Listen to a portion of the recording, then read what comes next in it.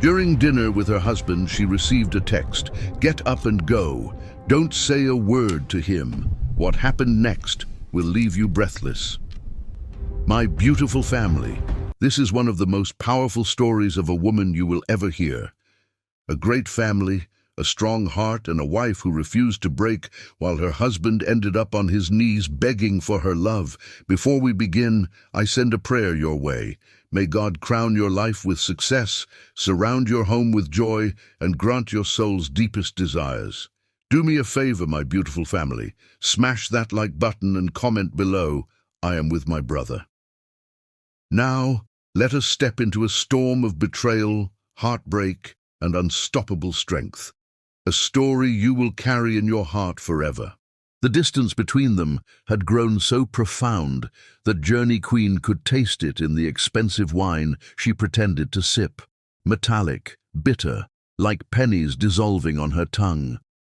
Across the white tablecloth at Meridian, her husband, Elias Thornton, carved his dry-aged steak with surgical precision, the knife scraping against bone in a rhythm that matched her heartbeat. 35 years old, and she felt ancient, watching this man she'd married when she still believed love meant compromise.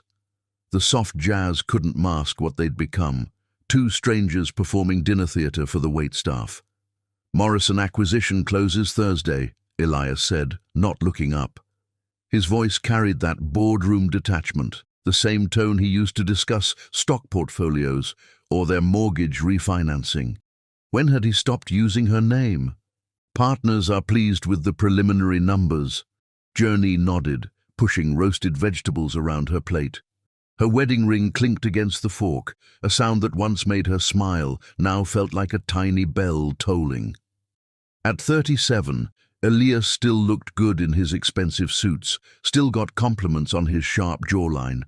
But his brown eyes had gone cold, somewhere between their second anniversary and now, calculating everything in billable hours. "That's wonderful," she heard herself say, though the words tasted like ash. When had she stopped caring about his victories? When had he stopped sharing anything that mattered? Around them, other couples actually seemed to enjoy each other. At the next table, a woman threw her head back, laughing at something her partner whispered, wine spilling slightly as her shoulders shook with genuine delight. Journey couldn't remember the last time she'd laughed like that. Couldn't remember Elias making her laugh at all. "Been thinking about the Hamptons house," Elias continued, finally meeting her eyes. "Should sell it. Maintenance costs don't justify usage frequency." The Hamptons house, their honeymoon cottage where she'd once imagined children building sandcastles, where she'd dreamed of growing old together on the wraparound porch.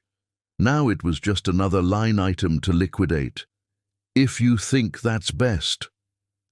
The words slipped out automatically, even as something inside her screamed to fight for that house, for those memories, for anything worth saving.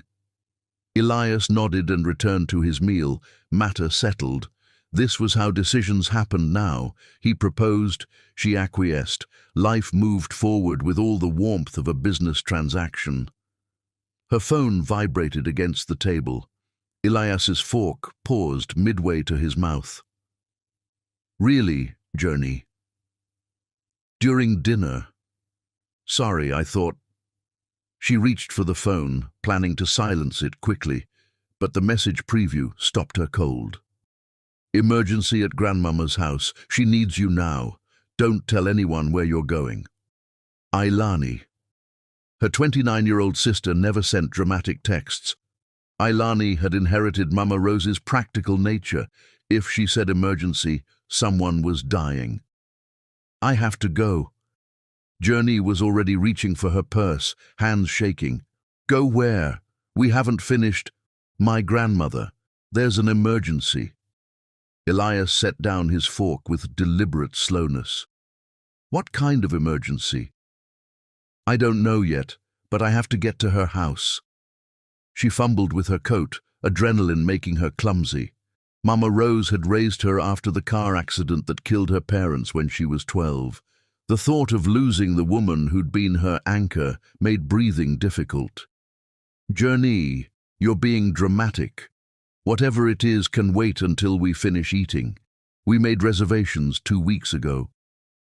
The casual dismissal hit her like ice water. This was the man who'd promised to love and support her through life's storms, now treating her family crisis like an inconvenience threatening his dinner plans. "My grandmother raised me, Elias. If she needs me, nothing else matters." Her voice carried a strength that surprised them both.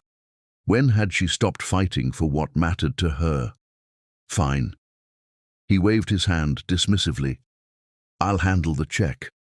Try not to let Rose manipulate you into whatever charity project she's dreamed up this time."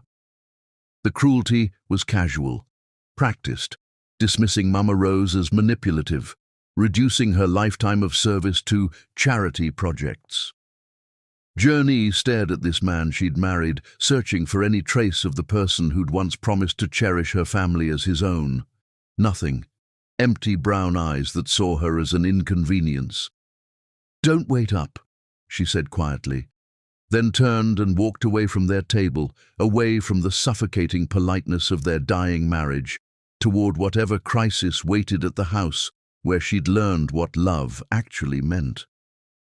Rain started as she reached her car, fat drops splashing against the windshield like tears. The drive through the city's darkening streets felt surreal, as if she were escaping from a beautiful prison she'd built around herself, one compromise at a time. Every red light felt like freedom delayed. The old Victorian house glowed warm yellow against the grey evening, its wraparound porch and gingerbread trim welcoming as always. But something felt different as Journey hurried up the front steps, her heels clicking against wet wood. No ambulance, no police cars. So why this crushing dread? She found her spare key under the ceramic frog where it had lived since childhood and let herself into the familiar entryway. Vanilla and cinnamon wrapped around her like a hug, but underneath she smelled something else, the salt of tears. "Mama Rose," she called, dropping her purse on the antique hall table. "In here, baby girl." The beloved voice came from the living room, thick with emotion and exhaustion. Journey found her 89-year-old grandmother seated in her favorite armchair, surrounded by cardboard boxes and scattered photographs. Mama Rose's silver hair was disheveled, her usually immaculate appearance forgotten. Tears streaked down her dark cheeks as she clutched a faded newspaper clipping. "Grandmama, what's wrong? Are you hurt?" Journey knelt beside the chair, taking those familiar hands that had braided her hair, wiped her tears, taught her to cook. "They're tearing it down, baby." Mama Rose's voice broke on the words. "After 30 years, they're destroying everything we built." "Tearing what down?" Though dread was already pooling in her stomach. "The Riverside Community Center." Mama Rose held up the newspaper clipping with trembling fingers. "Some developer bought the whole block, luxury condominiums going up, and our center has to be gone by month's end." The weight of this revelation pressed against Journey's chest like a stone. The Riverside Community Center was Mama Rose's life's work. 30 years of after-school programs for children, meals for seniors, job training for adults, hope for families with nowhere else to turn. More than a building, it was the beating heart of a community. There has to be something. Legal challenges, fundraising. "I've tried everything, sweetheart." Mama Rose's shoulders sagged with defeat. "Sale completed months ago, before anyone knew what was happening. Developer has all the permits, all the approvals. We're just poor folks who don't matter to the people making decisions." Looking around at the photographs scattered everywhere, Journey saw 30 years of transformed lives. Pictures of children who'd found safety at the center, elderly residents who'd discovered community, families who'd been fed and housed and loved when the world turned away. "Those children need this place," Mama Rose continued, her voice growing stronger despite her tears. "Where will they go after school when their parents work 2 jobs just to keep lights on? Who's going to make sure they have dinner and homework help and someone who believes in their dreams? Holding her grandmother's hands, seeing the devastating impact written across her beloved face, Journey felt something crack open in her chest. The numbness that had characterized her life for years shattered, revealing passion and purpose she'd forgotten she possessed. "We're going to save it," she said with sudden, fierce certainty. Mama Rose looked up through her tears, hope flickering in her dark eyes. "How, baby girl? I don't know how to fight people with that kind of money and power." "I don't know yet," Journey admitted, "but I promise you, we're going to find a way. This center is too important to let it disappear without a fight." As she held her grandmother close, feeling the strength and courage that had always defined this remarkable woman, Journey made a silent vow that would change everything. She didn't know that saving the Riverside Community Center would lead her to question every assumption about her life, challenge every compromise she'd made, and ultimately introduce her to a love so profound it would teach her the difference between existing and truly living. All she knew in that moment was that some things were worth fighting for, and perhaps it was time she remembered how to be the woman Mama Rose had raised her to be. Chapter 2. The Gallery of Unexpected Encounters. Journey had always believed that the most important conversations happened in the spaces between words, but she never expected to discover this truth while staring at a painting that transformed a woman's tears into blooming flowers. The morning after her grandmother's devastating news, she sat in her favorite coffee shop with her best friend Aurora Delacroix, watching steam rise from her untouched latte while her mind raced through seemingly impossible solutions. She had called in sick to work, something she never did, because returning to her mundane routine of selecting fabric samples and coordinating furniture deliveries felt absurd when Mama Rose's life's work hung in the balance. "You look like you haven't slept," Aurora observed, her keen art curator's eye missing nothing as she studied Journey's face across the small table. At 33, Aurora possessed the kind of effortless elegance that came from years of moving through gallery openings and cultural events, her auburn hair always perfectly styled, her clothes a careful balance of artistic flair and professional sophistication. "I couldn't stop thinking about the center," Journey admitted, wrapping her hands around the warm cup for comfort.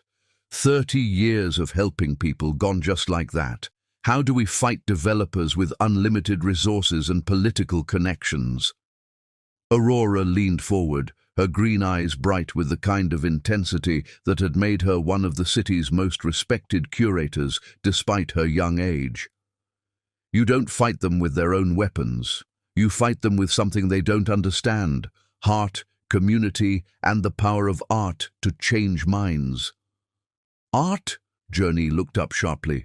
"Aurora, this isn't about creating something beautiful to hang on a wall. This is about saving a building that feeds hungry children and provides shelter for homeless families." "Exactly." Aurora's smile carried the confidence of someone who had spent years watching art transform both individuals and communities. "Which is why you need to meet Bruce Brando." The name meant nothing to Journey, though something in Aurora's tone suggested it should. "Who is Bruce Brando?" "Only the most innovative philanthropist in the city," Aurora said, pulling out her phone to scroll through images. "He owns the Brando Gallery downtown, but it's not like any gallery you've ever seen. He specializes in community-focused art that tells real stories about real people. Last year, he helped save a homeless shelter by organizing an exhibition that raised over $200,000 in one night." Journey studied the photos Aurora showed her, images of gallery spaces filled with powerful, emotionally raw artwork that seemed to pulse with authentic human experience. These weren't the sanitized, abstract pieces she associated with high-end galleries. These were works that spoke to struggle and triumph, loss and hope, the kind of art that made viewers feel something profound in their bones. "He sounds like every other wealthy philanthropist who writes checks to ease his conscience," Journey said, though even as the words left her mouth, she recognized the cynicism wasn't entirely fair. The artwork in Aurora's photos suggested someone with deeper motivations than simple tax benefits. "That's exactly what I thought before I met him," Aurora admitted. "But Bruce is different. He grew up in foster care, built his fortune through tech investments, and now he uses art as a bridge between communities that normally never connect. He's not writing checks from some ivory tower. He's in the trenches, working directly with artists and neighborhoods." Despite her skepticism, Journey felt a flutter of hope. "Do you think he would help with the community center?" "There's only one way to find out." Aurora stood and gathered her purse with characteristic decisiveness. "His gallery is 15 minutes from here. Let's go see if he's available." An hour later, Journey found herself standing outside the Brando Gallery in the heart of the city's arts district, second-guessing her impulsive decision to come here. The building itself was understated, a converted warehouse with large windows and a simple black sign bearing the gallery's name in elegant silver letters. Nothing about the exterior suggested the kind of pretentious showmanship she had expected from a millionaire's vanity project. "Stop overthinking," Aurora said, recognizing Journey's hesitation. "The worst thing that happens is he says no, and we're no worse off than we were this morning." Inside, the gallery exceeded every expectation Journey had formed during the drive over. The space was vast and airy, with exposed brick walls and polished concrete floors that created an industrial warmth. But it was the artwork that took her breath away. Pieces that told stories of resilience and transformation, of communities finding strength in shared struggle. She paused before a large canvas depicting an elderly woman reading to a group of children in what appeared to be a community center setting. The artist had captured something transcendent in the scene, the way the children's faces turned toward the reader like flowers following the sun, the gentle strength in the woman's hands as she held the book, the sense of sanctuary and possibility that radiated from their gathering. "That's one of my favorites," a voice said behind her, warm and genuine in a way that made her turn immediately. Bruce Brando was nothing like what she had imagined. He stood in the gallery's main corridor, wearing jeans that had seen actual work, a simple grey sweater with paint stains on the sleeves, and canvas sneakers that looked like they had walked through every neighborhood in the city. His dark hair was slightly disheveled, as if he had been running his hands through it while concentrating on some complex problem, and his blue eyes held the kind of intelligence that came from truly seeing the world rather than simply observing it. "The artist is a woman named Elena Rodriguez," he continued, moving to stand beside Journey in front of the painting. "She grew up in East Valley, spent her afternoons at the community center there after her mother worked double shifts at the hospital. This piece is her tribute to the volunteer who taught her to read, and eventually to believe she could become an artist." "It's beautiful," Journey said, though the word felt inadequate for the emotion the painting evoked. "There's something about the way she captured the connection between them. You can feel the love and hope in that room." Bruce turned to look at her directly, and she felt an unexpected jolt of recognition, as if some part of her had been waiting to meet someone who understood the power of such moments. That's exactly what Elena was trying to convey. She said she wanted people to understand that community centers aren't just buildings, they're places where futures get written. Aurora stepped forward with her characteristic social grace. "Bruce, I'd like you to meet my dear friend, Journey Queen. Journey, this is Bruce Brando." "Journey Queen," Bruce repeated, and something in the way he said her name made it sound like music. "That's a beautiful name, strong and distinctive." "Thank you," Journey replied, acutely aware of how his presence seemed to fill the space around them with warmth and possibility. "Aurora tells me you help communities through art. I'm hoping you might be able to help with the situation my grandmother is facing." "I'd be honored to hear about it." Bruce said, his attention completely focused on her in a way that felt both flattering and slightly overwhelming. "Would you like to sit down? I have a small office in the back where we can talk privately." As they moved through the gallery toward his office, Journey found herself noticing details that spoke to Bruce's character. He stopped to straighten a piece that had been knocked slightly askew, his touch gentle and reverent. He greeted each staff member by name, asking about their families and projects with genuine interest. When a young artist approached with questions about her upcoming exhibition, he gave her his full attention, offering encouragement and practical advice with equal measure. His office was as unpretentious as the man himself. A simple desk covered with sketches and photographs, walls lined with books about community development and social justice, a comfortable couch surrounded by plants that looked lovingly tended. This wasn't the sterile executive suite she had expected, but rather the workspace of someone who cared more about purpose than prestige. "Please, make yourselves comfortable," Bruce said, settling into a chair across from them. "Now, tell me about your grandmother's situation." Journey began hesitantly, but as she described Mama Rose's 3 decades of service at the Riverside Community Center, Bruce's expression grew increasingly intense. He asked thoughtful questions about the center's programs, the population it served, the impact of its potential closure on the surrounding neighborhood. His knowledge of community development issues was impressive, but it was his emotional engagement that surprised her most. "The developer is within his legal rights," Journey concluded, "but morally, this feels like theft. My grandmother has given her life to helping people who have nowhere else to turn, and now they're all going to lose the one place that provided stability and hope." Bruce was quiet for a long moment, his fingers steepled in front of his face as he processed what she had shared.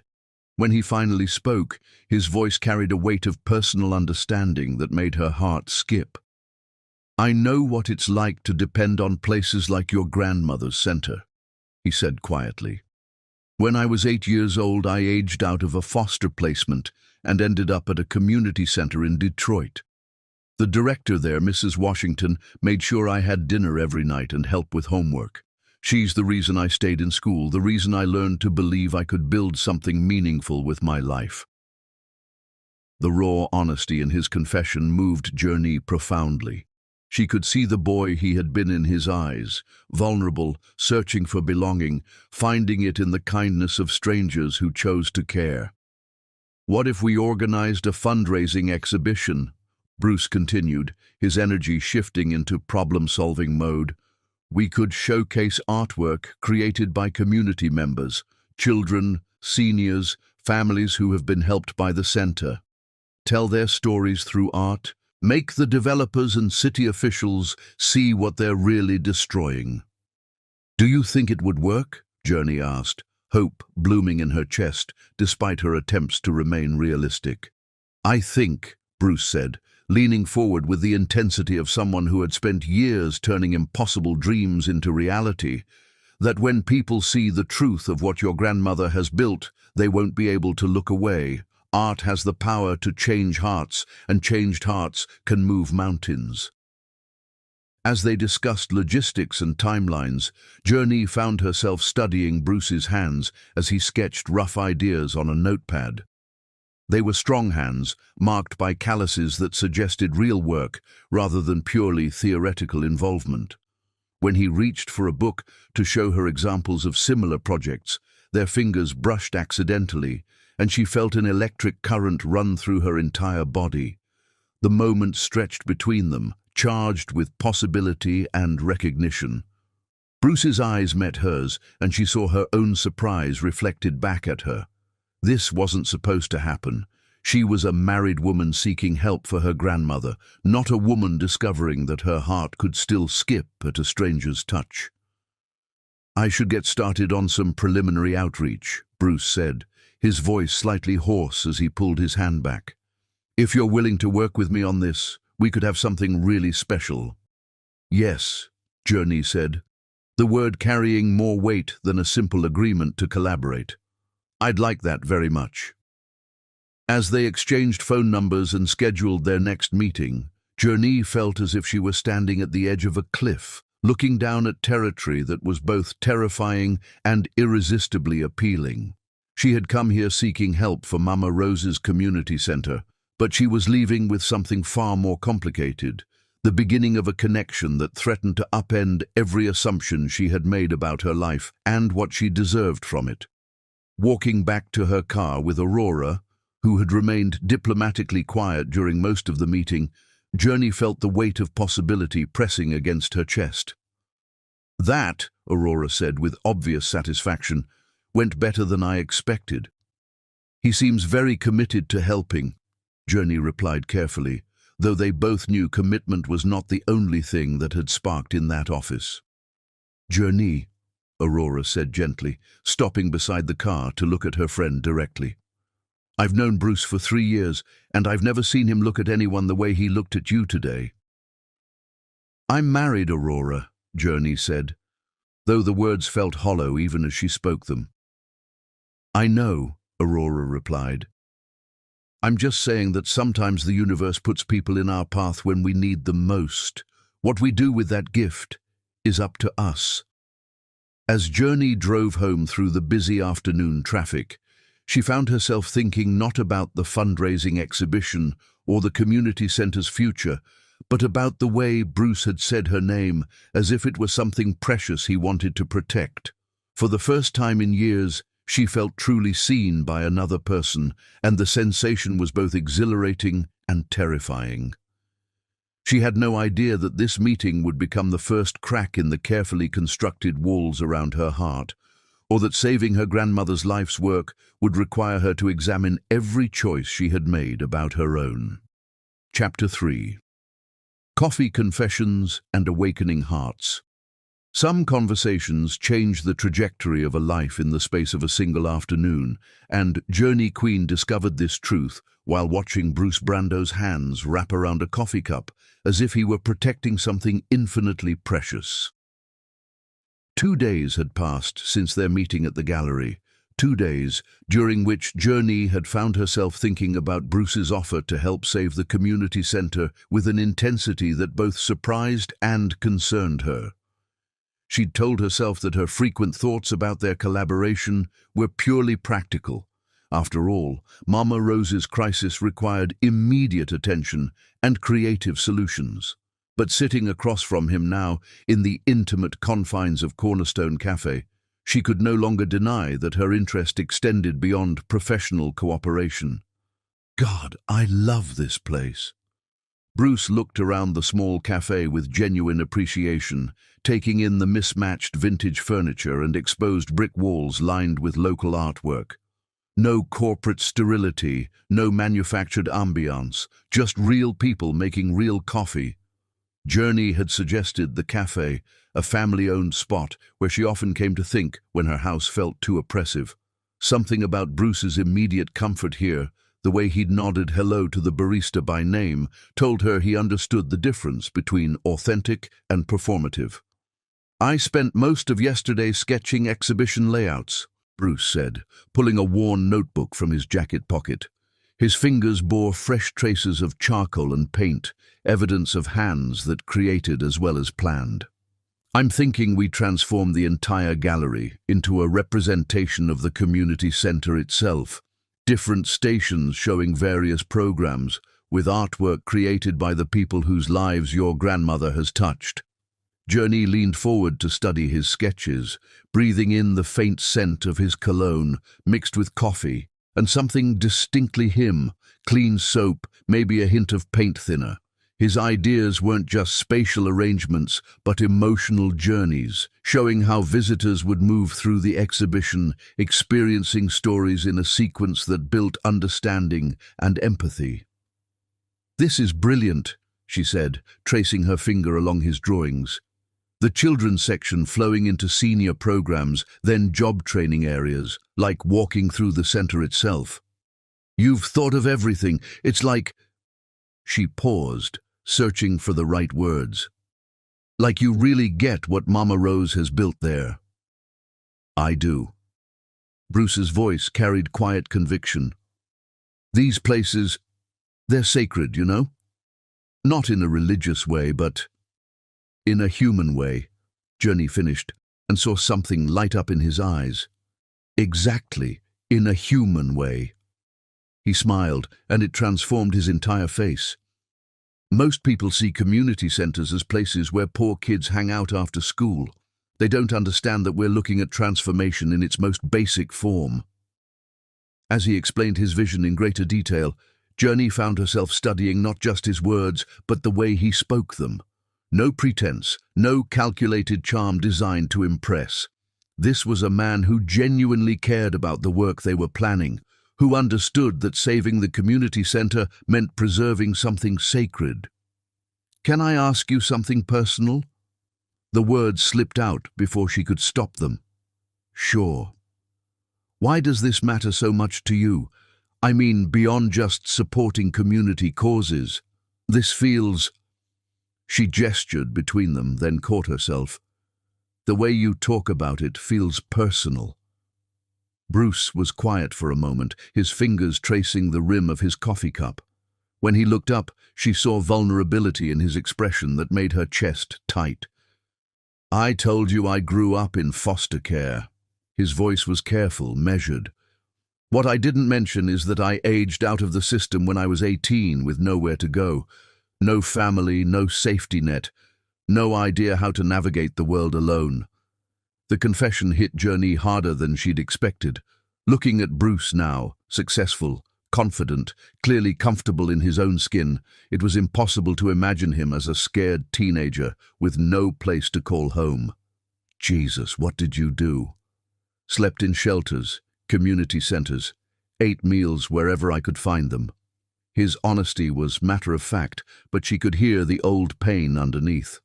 "For 8 months, I was basically invisible, just another homeless kid nobody wanted to deal with."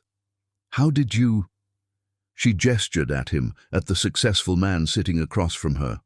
A community center director named Harold Sanchez. Bruce's entire demeanor softened. "He let me sleep on a cot in his office in exchange for maintenance work. But more than that, he saw something in me that I couldn't see in myself. Helped me apply for college grants, drove me to job interviews, never once made me feel like I was charity." "He sounds incredible." He was. "Harold died 5 years ago, but not before seeing me graduate college and start my first business." Bruce smiled at the memory, but Journey could see grief that still lived behind his eyes. He used to say that community centers weren't in the business of changing lives. They were in the business of giving people tools to change their own lives. The depth of his personal connection to their cause moved Journey profoundly. She'd expected to work with a wealthy philanthropist motivated by tax benefits and social recognition. Instead, she'd found a man whose commitment grew from authentic understanding of what it meant to need the kind of help Mama Rose provided. "I'm sorry you went through that." The words felt inadequate for the magnitude of what he'd shared. "Don't be—" Bruce's response was immediate, firm. "Those experiences taught me that everyone deserves to be seen and valued, regardless of their circumstances. They're why I do this work now, why I can't walk away when places like your grandmother's center are threatened." Their conversation was interrupted by the soft chime of Journey's phone. She glanced at the screen and felt her stomach drop. Elias. "Excuse me," she said to Bruce, then answered with forced politeness. "Hello? Where are you?" Her husband's voice carried that sharp edge she'd learned to recognize as barely controlled irritation. "I called your office. They said you took another sick day." Bruce politely looked away, focusing on his notebook while clearly trying to give her privacy for what was obviously a difficult conversation. "I'm handling the situation with my grandmother's community center." Journey kept her voice level despite the familiar anxiety building in her chest. "You're still playing around with that?" Elias's dismissive tone made her face flush with embarrassment, especially knowing Bruce could hear every word. "We have the Henderson dinner party tonight. I assume you haven't forgotten our actual obligations. The casual cruelty of his phrasing, playing around, and actual obligations hit her like ice water. Every meaningful moment of her work with Bruce, every genuine connection she'd felt to this cause, reduced to childish games that interfered with social climbing. "I'll be there," she said quietly, though the words felt like swallowing broken glass. "Good. Wear the blue dress, not one of your artistic experiments, and try to focus on being charming rather than whatever social justice crusade you're on this week." The line went dead, leaving Journey staring at her phone with a mixture of hurt and rage that she struggled to hide. Across the table, Bruce's expression had shifted from polite disinterest to something approaching concern. "I'm sorry about that," she said, attempting to return to their previous conversation as if nothing had happened. "You don't need to apologize." Bruce's voice was gentle but firm. "Are you okay?" The simple question, asked with genuine care rather than obligation, nearly undid her completely. When was the last time someone had asked about her well-being and actually waited for an honest answer? "I'm fine," she said automatically, then caught herself in the lie. "Actually, no. I'm not fine. My marriage is—" She paused, searching for words that wouldn't sound like betrayal. "It's complicated. Do you want to talk about it?" Did she? Journey had spent years maintaining the fiction that her marriage was simply going through a rough patch, that she and Elias were both successful professionals who had temporarily lost their way but would eventually find their way back to each other. She'd never admitted to anyone how completely disconnected she felt. "Elias and I have been growing apart for years," she heard herself say, surprised by her own honesty. "We got married when I was 28 and he was 30. Thought we wanted the same things, but somewhere along the way, we became different people with different priorities." "What do you want?" Bruce asked softly, and something in his tone made the question feel like an invitation to be completely honest. "I want to matter." The words came from some deep place she hadn't known existed. "I want to do work that makes a difference, to be with someone who sees me as more than an accessory to their success. I want to feel alive instead of just going through the motions." The confession hung in the air between them, vulnerable and raw. Journey couldn't believe she'd shared such intimate thoughts with someone she'd known for only days, but something about Bruce's presence made honesty feel not just safe, but necessary. "You do matter," Bruce said, his voice carrying conviction that made her heart race. "What you're doing for your grandmother, for the community center, that matters enormously. And anyone who can't see that—" He paused, choosing his words carefully. "Anyone who can't see that doesn't deserve you." The intensity of his response, the way he looked at her as if she were someone worth fighting for, created a moment of connection so profound that Journey felt physically dizzy. This was dangerous territory, sitting in a coffee shop with a man who wasn't her husband, sharing feelings she'd never expressed to anyone, feeling more understood in 2 hours than she had in years of marriage. "I should go," she said suddenly, gathering her purse with hands that trembled slightly. "I need to get ready for tonight." "Of course." Bruce stood as she prepared to leave, his movements careful and respectful. "Should we schedule another meeting to continue planning the exhibition?" "Yes." The word came out too quickly, betraying her eagerness. "Tomorrow." "Same time?" "I'll be here," Bruce replied, and something in his smile made her think he understood exactly why she wanted to see him again. As she walked to her car, Journey felt as if she were moving through a dream where everything familiar had shifted slightly out of focus.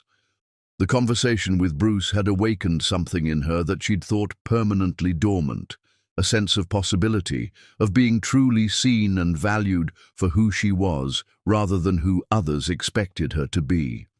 Driving home to prepare for another evening of performing the role of dutiful wife, she found herself thinking not about the dinner party ahead, but about tomorrow's meeting. For the first time in years, she had something to look forward to that belonged entirely to her. She didn't yet understand that this feeling of anticipation was the first crack in the carefully constructed walls around her heart, or that her growing connection to Bruce was illuminating just how much of herself she'd lost in her marriage to Elias. All she knew was that she felt more alive after 2 hours with Bruce than she had in months of her regular life. The transformation had begun, though she wouldn't recognize it fully until much later. For now, it was enough to carry the memory of being seen and valued by someone who understood that saving a community center meant preserving something sacred, and that she was worthy of that same kind of protection and care. Chapter 4. The Art of Falling Without Permission. Love, Journey discovered, was not the thunderbolt she had always imagined, but rather 1,000 small moments that accumulated like brushstrokes on a canvas, until suddenly, impossibly, a masterpiece emerged where none had existed before. The week following their coffee shop conversation had blurred into a series of shared purposes and stolen glances, each day bringing new reasons for Journey and Bruce to work closely together on the community center exhibition. What had begun as collaborative planning had evolved into something far more intimate, a partnership that extended beyond their stated mission into territory that neither had acknowledged but both felt with growing intensity. On Monday, they had visited the Riverside Community Center together, walking through the building that would soon be demolished unless their fundraising efforts succeeded. Journey watched Bruce interact with the children in the after-school program, noting how he knelt to their eye level when they spoke, how he listened to their stories with the same attention he gave to wealthy donors, how his face lit up with genuine delight when a shy 7-year-old named Marcus showed him a crayon drawing of his family. "This is where the magic happens," Mama Rose had said, leading them through the various program rooms while children and elderly volunteers continued their daily activities around them. "These babies come here scared and hungry, and they leave knowing they matter to somebody." Bruce had been unusually quiet during the tour, but Journey caught him wiping his eyes when he thought no one was looking. Later, as they walked to their cars, he had confided that Marcus reminded him of himself at that age, uncertain and searching for belonging in a world that often felt hostile to vulnerable children. Tuesday brought them to the gallery for exhibition planning, where Bruce's assistant Paisley Chen had laid out potential layouts on the main floor. Journey found herself watching Bruce's hands as he moved pieces around the mock-up, noting how he approached each decision with careful consideration for both aesthetic impact and emotional flow. "What if we create a timeline here?" she had suggested, pointing to the gallery's central wall. "Starting with photographs of the community center when it first opened, then moving through the decades to show how many lives have been touched." "That's brilliant," Bruce had replied, his excitement evident in the way his entire face animated when a good idea took hold. "We could intersperse personal stories throughout, handwritten letters from people whose lives were changed, maybe some audio recordings of testimonials." Working together felt natural in a way that surprised them both. Their ideas built upon each other seamlessly, creating something more powerful than either could have achieved alone.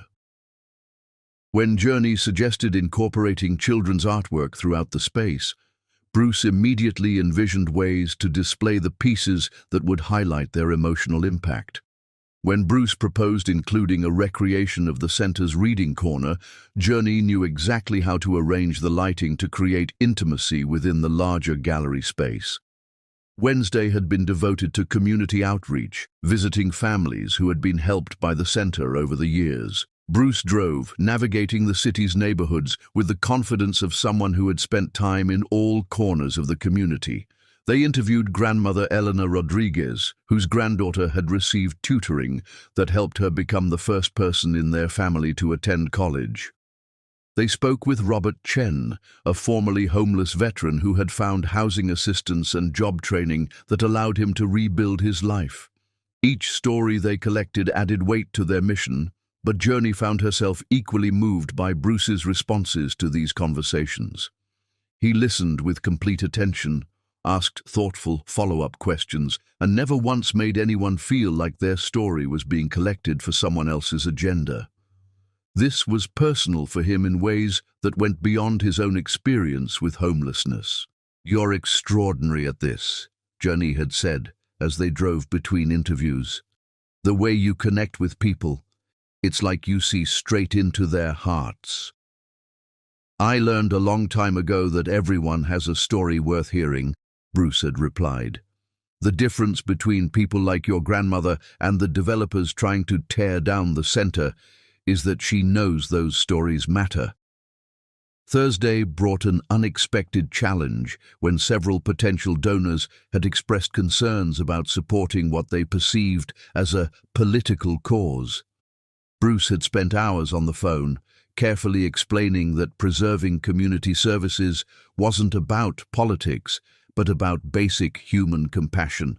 Journey had watched him navigate these conversations with remarkable grace, never losing his temper despite obvious frustration with attitudes that treated poor families as abstractions rather than people. "How do you stay so patient?" she had asked during a break between difficult phone calls. "Because getting angry won't save the center," Bruce had said simply, "and those children need advocates who can work within the system, even when the system is flawed."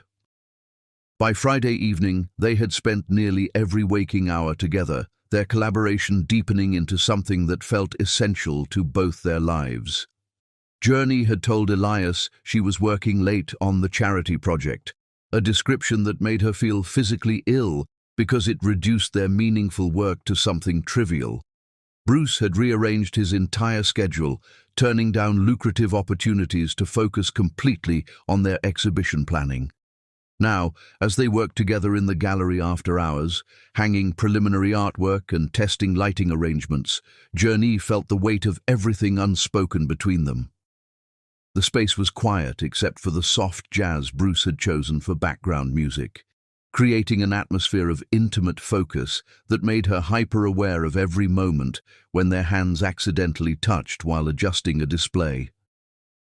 "I think this piece should go higher," Journey said, standing on a stepladder to reposition a painting created by one of the center's senior participants. The artwork depicted hands of different ages working together in a garden, symbolizing the intergenerational connections that made the center special. "Let me help," Bruce said, moving to steady the ladder. His hands gripped the sides just below where she stood, bringing him close enough that she could feel the warmth of his presence even through the space between them. "How's that?" she asked, adjusting the painting's position while trying to ignore the way her heart raced at their proximity. "Perfect," Bruce said, but when she looked down, she realized he wasn't looking at the artwork. His eyes were on her face, and the expression she saw there made breathing suddenly difficult. "Journey," he said softly, his voice carrying a weight of emotion that matched what she felt building in her own chest. She climbed down from the ladder carefully, acutely aware that each step brought her closer to him. When she reached the ground, they stood facing each other in the warm gallery lighting, surrounded by artwork that told stories of hope and transformation, and she realized that her own story was about to take a turn she hadn't planned or expected. "This week has been," she began, then trailed off, unsure how to finish the sentence without acknowledging feelings that felt too dangerous to name. "I know," Bruce said, reaching up to gently touch her cheek. "I feel it too." The admission hung between them like a bridge neither was sure they should cross. Journey knew she should step away, should maintain the professional distance that her marriage required, should remember all the reasons why this moment was complicated and potentially destructive. Instead, she found herself leaning into his touch, closing her eyes as his thumb traced along her cheekbone with devastating gentleness. "Bruce," she whispered, not sure if she was asking him to stop or begging him to continue. "I never expected this," he said, his other hand coming up to frame her face completely. "I thought I was helping save a community center, not falling in love with the most remarkable woman I've ever met." The word love sent shockwaves through her entire body. She opened her eyes to find him looking at her with an intensity that made her feel seen and cherished in ways she had forgotten were possible. "I'm married," she said, though the words felt like they belonged to someone else's life. "I know," Bruce replied, "and I would never ask you to do anything that goes against your values or commitments, but I need you to know that what I feel for you is real, and I hope, that you feel something too." "I do," she admitted, the confession emerging from someplace deeper than conscious thought. "God help me, I do." They moved toward each other simultaneously, drawn by forces neither could fully understand or resist. Journey felt as if she were watching herself from outside her body as Bruce's lips neared hers, felt the warmth of his breath against her skin, felt every assumption about her life and what she deserved shifting like tectonic plates beneath her feet. The kiss that followed was soft and questioning at first, then deeper as she responded with an enthusiasm that surprised them both. Bruce's hands tangled in her hair while hers gripped the front of his shirt, pulling him closer as weeks of suppressed attraction finally found expression. When they finally broke apart, both breathing heavily, Journey felt as if the world had fundamentally changed around them. The gallery looked the same, the music continued playing, but she knew with absolute certainty that nothing would ever be the same again. "Journey," Bruce said, his forehead resting against hers while they both struggled to process what had just happened. "I know," she said, though she wasn't sure what she knew anymore. "I know this is complicated. I know we can't just pretend this didn't happen, but I also don't know what it means or what we're supposed to do now." "It means," Bruce said, pulling back slightly to look into her eyes, "that we have something worth protecting, and that whatever happens next, we owe it to ourselves and to each other to be completely honest about what we want." "What do you want?" she asked, though part of her was terrified of his answer. "I want you," he said simply. "Not just tonight, not just while we're working on this project. I want to wake up every morning knowing I get to see your face and hear your voice. I want to support your dreams and share mine with you. I want to build something beautiful together, the way we've been doing all week." The honesty of his response overwhelmed her completely. When was the last time someone had spoken to her with such openness about their feelings and desires? When was the last time someone had made her feel wanted, not just for what she could provide, but for who she was? "I want that too," she admitted, then immediately felt the weight of her wedding ring against her finger. "But I don't know how to want it without destroying everything else in my life."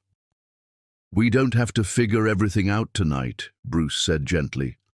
"But we also can't pretend this didn't happen or that what we feel isn't real." As they finished their work in subdued silence, both lost in their own thoughts about what had changed between them, Journey felt as if she were standing at the edge of a cliff, looking down at a life she had never imagined, but suddenly couldn't stop wanting.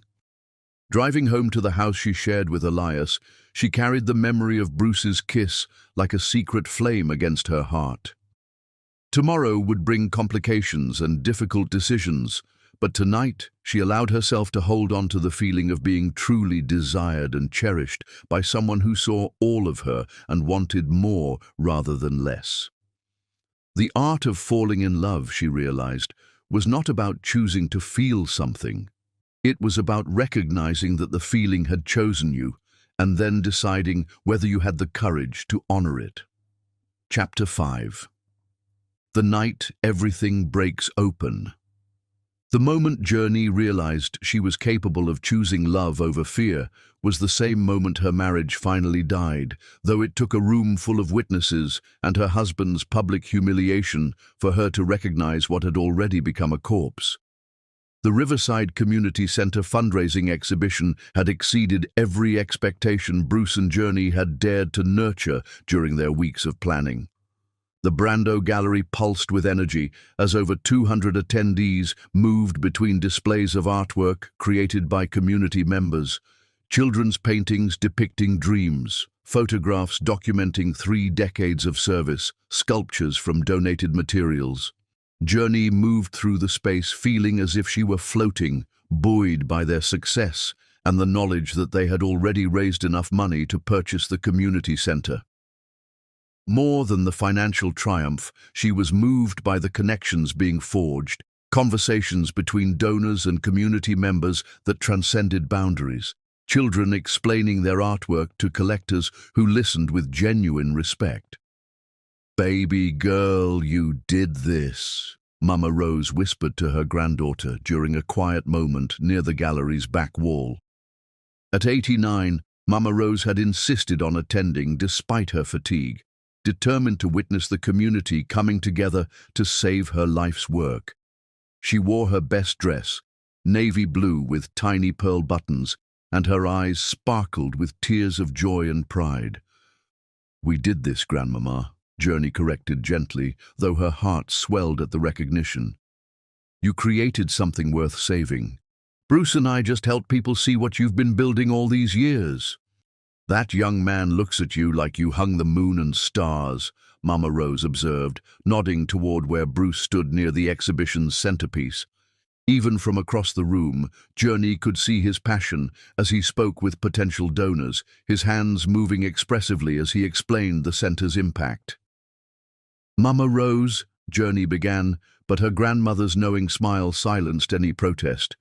"Child, I've been watching people fall in love for 89 years. I know what it looks like."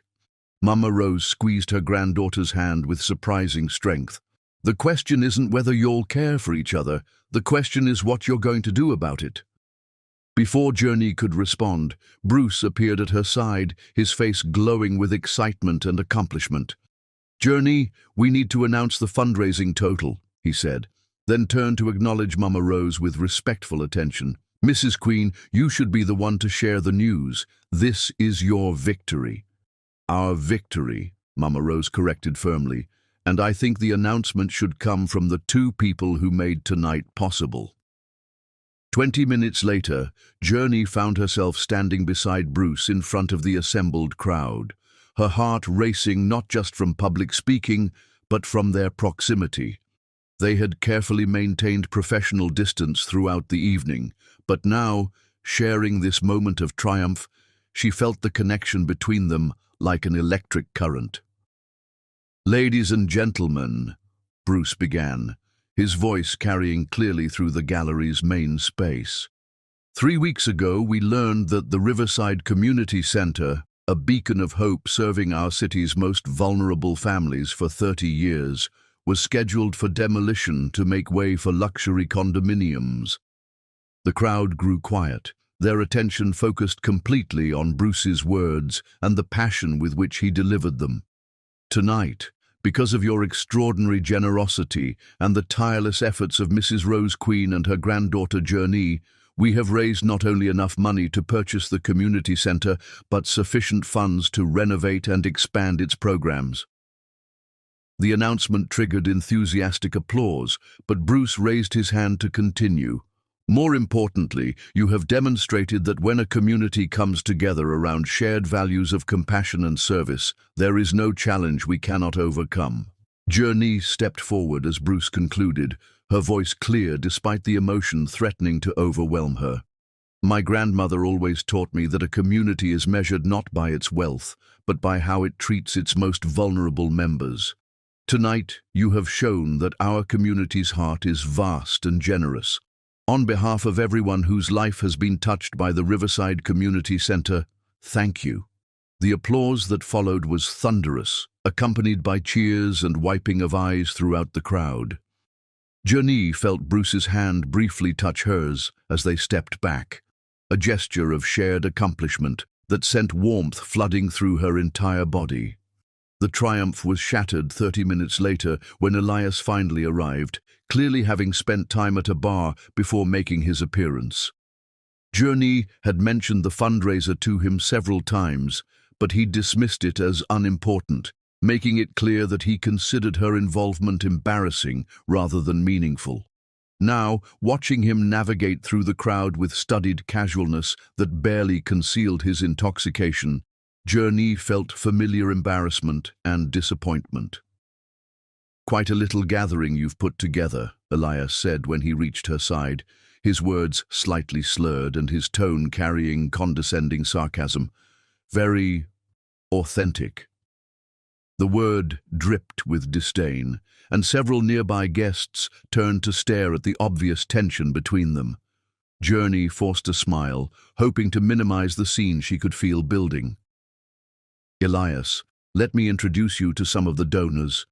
"Oh, I'm sure they're all very impressed with themselves," Elias replied, loudly enough that surrounding conversations faltered. "Nothing like a good charity event to make rich people feel better about their privilege."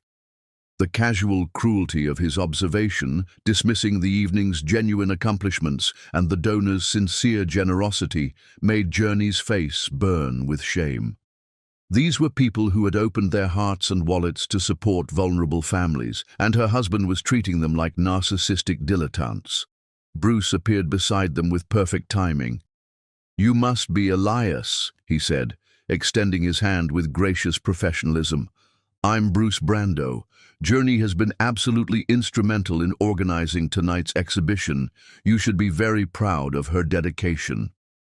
Elias looked Bruce up and down with obvious assessment, taking in his paint-stained clothes and artistic sensibilities with barely concealed disdain. "Oh yes, Journey's little art project," Elias said, ignoring Bruce's extended hand. "I suppose everyone needs a hobby." The dismissiveness of his response, reducing weeks of passionate work to a little art project and a hobby, finally pushed Journey past her breaking point. For too long, she had allowed Elias to diminish her interests and accomplishments. "This isn't a hobby, Elias," she said, her voice carrying a strength that surprised everyone within hearing distance. "This is meaningful work that will impact hundreds of families for years to come. Tonight we saved a community center that provides essential services to people who desperately need them." "Don't be so dramatic," Elias replied, his voice rising with alcohol-fueled irritation. "It's an old building that was going to be torn down anyway. Progress doesn't stop for sentimental charity cases." The silence that followed was deafening. Around them, donors and community members stared in shocked disbelief at his casual dismissal of everything they had worked to achieve. "I think you should leave," Journey said quietly, her voice steady despite the internal earthquake his words had triggered. "Excuse me?" Elias's surprise at her resistance was evident. "You heard me. This evening is important to me, to my grandmother, and to everyone here who cares about helping others. If you can't respect that, then you need to leave." "Don't tell me what to do, Journey. I'm your husband." The possessive edge in his voice, the assumption that their marriage gave him the right to dismiss her work and embarrass her publicly, crystallized everything that had been wrong between them for years. "Then act like it," she replied, her voice carrying across the gallery with crystal clarity. "Act like someone who supports my dreams instead of someone who resents them." Elias stared at her for a long moment, clearly recognizing that something fundamental had shifted. The submissive wife who had spent years accommodating his preferences had been replaced by someone willing to fight for what mattered to her. "We'll discuss this at home," he said finally, his attempt at authoritative control falling flat. "No," Journey replied. "We'll discuss this with lawyers." Without another word, Elias turned and stalked toward the gallery's exit, leaving behind shocked silence and sympathetic glances. Journey watched him go, feeling as if she were witnessing the end of a performance that had been running far too long. Bruce moved closer, not to comfort her, but simply to stand beside her in solidarity, his presence steady and supportive, without being presumptuous. "Ladies and gentlemen," he announced to the crowd, his voice cutting through the uncomfortable tension, "let's continue celebrating the extraordinary work of the Riverside Community Center." Gradually, conversation resumed throughout the gallery. though Journey noticed several people approaching her with words of support and understanding. The confrontation with Elias, rather than undermining the evening's success, seemed to have deepened people's appreciation for her commitment. 2 hours later, as the last guests departed and gallery staff began cleaning up, Journey found herself sitting alone in Bruce's office, emotionally drained but strangely liberated. The adrenaline that had carried her through the confrontation was finally fading, leaving behind a mixture of exhaustion and clarity. Bruce knocked softly before entering, carrying 2 cups of tea and wearing an expression of gentle concern. "How are you holding up?" he asked, settling into the chair across from her. "I think," Journey said slowly, testing the words as she spoke them, "I just ended my marriage in front of 200 people. Are you okay with that?" She considered the question seriously, examining her feelings for regret or panic and finding neither. "Yes," she said with growing certainty. "I think I've been okay with it for a long time. I just needed something worth fighting for to help me see how much I'd been settling for." As they sat together in the peaceful aftermath of the evening's emotional storm, surrounded by artwork that celebrated resilience and transformation, Journey felt something she hadn't experienced in years: the exhilarating terror of choosing authenticity over security, of risking everything for the possibility of finding something real.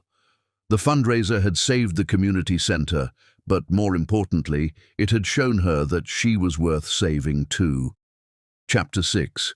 The Courage to Choose Happiness. The morning after you realize your marriage is dead arrives with a clarity so sharp it feels like breathing pure oxygen after years of suffocating in stale air. And Journey Queen woke to sunlight streaming through her bedroom window with the profound relief of someone who had finally stopped pretending. She lay still for several minutes, listening to the quiet that filled the house like a presence unto itself. Elias had not come home the previous night. Whether from pride, anger, or simple indifference, she neither knew nor cared. For the first time in years, his absence felt like a gift rather than an abandonment, a space where she could exist without constantly managing his moods or minimizing herself to accommodate his preferences. Rolling over, she caught sight of her reflection in the antique mirror above their dresser, her dresser now, she supposed, and was surprised by what she saw. The woman looking back had the hollow-eyed exhaustion of someone who'd fought a battle, but also a brightness in her gaze that had been missing for longer than she cared to calculate. She looked like someone who had remembered how to fight for what mattered. Her phone buzzed on the nightstand, displaying a text from Ailani. "Saw the news article about the fundraiser. You were incredible. Call me when you're ready to talk." The mention of a news article sent Journey searching online, where she found a glowing piece in the city's arts section about the community center exhibition. The journalist had captured not only the fundraising success, but also the emotional impact of the evening, describing it as a powerful demonstration of what becomes possible when artistic vision meets genuine social commitment. There was a photograph of her and Bruce addressing the crowd, their shared purpose evident in their expressions. Reading the article filled her with pride and satisfaction, emotions that had become foreign during her marriage. When was the last time she'd felt genuinely accomplished? When had she last seen her work described in terms of vision and commitment rather than dismissed as hobby or indulgence? She called Ailani while making coffee in the kitchen that had never felt like hers, despite 7 years of residence. Her younger sister answered on the first ring, her voice carrying the warmth and concern that had always made her Journey's closest confidant. "Jesus, girl, how are you feeling?" Ailani asked without preamble, her nurse's instincts attuned to emotional as well as physical wellness. "Free," Journey said, surprising herself with the honesty. "Scared and confused and uncertain about everything, but free." "Good." Ailani's response was characteristically direct. "I've been waiting years for you to realize that being married to Elias was like being slowly poisoned by someone who convinced you the poison was medicine." The analogy was harsh but accurate. Journey thought about the gradual erosion of her confidence, the way she'd learned to question her own judgment and defer to Elias's opinions about everything from career choices to friendships. She'd become a stranger to herself, someone who prioritized peace over authenticity. "I think I need to call Ronin," she said, referring to the family attorney who'd handled her parents' estate and remained a trusted advisor over the years. "I think you're right. And Journey," Ailani's voice softened, "I'm proud of you. Last night you chose yourself for the first time in years, and that takes enormous courage." After their conversation ended, Journey spent the morning researching divorce proceedings and gathering financial documents, approaching the task with the same methodical determination she'd brought to organizing the community center exhibition.